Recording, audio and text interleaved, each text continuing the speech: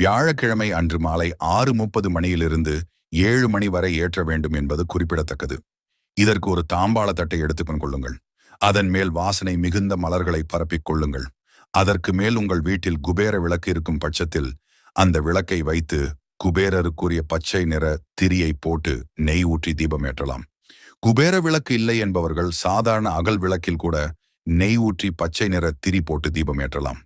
வீட்டில் பச்சை நிறத்தில் திரி இல்லை என்பவர்கள் சாதாரண பஞ்ச திரியை கூட இதற்கு பயன்படுத்தலாம். இந்த தீபம் வடக்கு பார்த்தவாறு இருக்க வேண்டும். வடக்கு என்பது குபேரருக்குரிய திசை என்பதால் அந்த திசையை பார்த்து தீபம் எரிய வேண்டும். பிறகு அந்த தீபத்தை பார்த்தவாறு ஓம் குபேரரே வசி வசி என்னும் மந்திரத்தை 108 முறை உச்சரிக்க வேண்டும்.